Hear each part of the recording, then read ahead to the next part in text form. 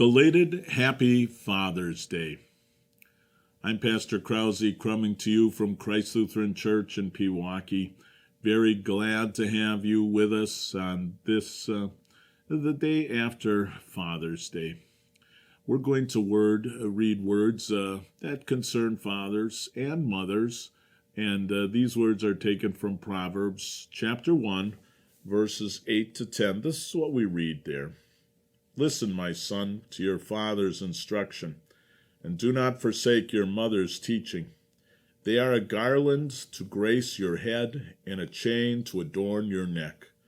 My son, if sinful men entice you, do not give in to them. This is the word of our God. I hope you had a wonderful Father's Day, and I know it's about a month back, but I hope you also had a wonderful Mother's Day. It's a day to give attention to mom or dad. It's a day to thank them for the things that they have done for us in our lives. It is a day to acknowledge and thank God for giving us a father or a mother. And I say that from the bottom of my heart. My parents have been gone for many years. I don't have the opportunity to physically and to their face thank them for what they've done for me and how they've helped me in life. As I get older, I guess I so often, though, think about my mom or my dad and think about the sacrifices that they made for me and for my brothers and sisters, how they were there for us, how they care for us. Not long ago, I was with a young boy, and he's got some problems, and he is needing help and direction. He said of his father, "I hate my father." And his father is the person who's not there for the son. His father maybe shows to him scary movies. For what reason, we don't know. The father at times is abusive towards the son, slaps him around, whatever he does.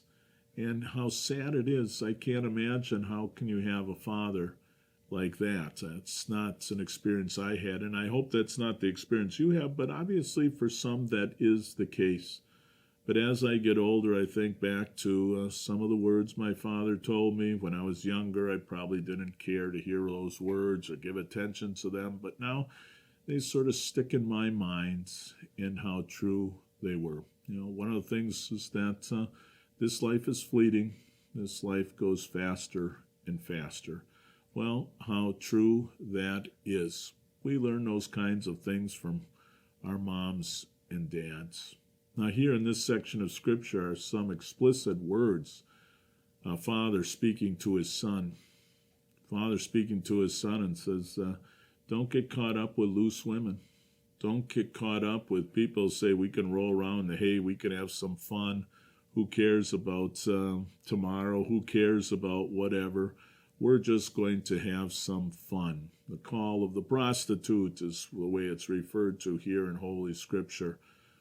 Would your father be accepting of that kind of invitation? Would your father want you to succumb to that invitation? Another thing here, a father talking to his son. When the son is enticed by the voice of other men who say to him, we can be thieves, we can steal this or that, we can take it from our neighbor, we can take things away from unsuspecting people in the world, we can take it away from those elderly people who don't even know that they have it. We can get away with it.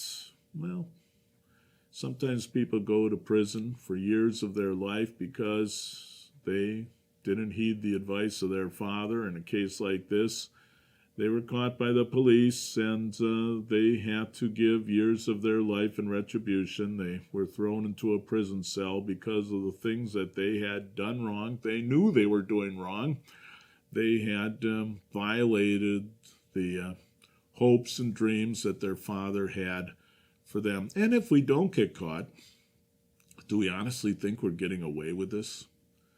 God knows our hearts. God knows what we have done. Sometimes when I'm dealing with unbelievers and I have unbelievers in a class, I raise the question, if you don't believe in Jesus, what do you do with your guilt?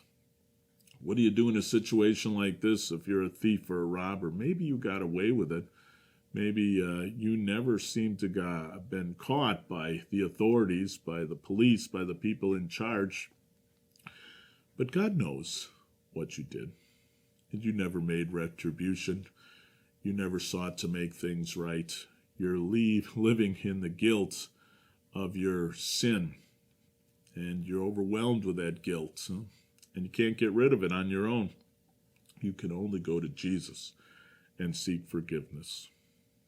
Well, Father's Day is past, and Mother's Day is well over a month ago now, and yet appreciate Mom and Dad. Tell them how much you love them. Tell them how much you appreciate all they have done for you. The scriptures say in the fourth commandment, honor your father and mother. And Luther says that God doesn't say love your mom and dad. He says honor them. That's harder to do, he goes on to say. There are other things that our mom or dad said to us that maybe we don't agree with. And maybe as we become adults, we've got a different political persuasion. We got different ways of looking at things, but the commandment of God remains the same. Honor your father and mother, especially mom or dad, who brought you to Jesus.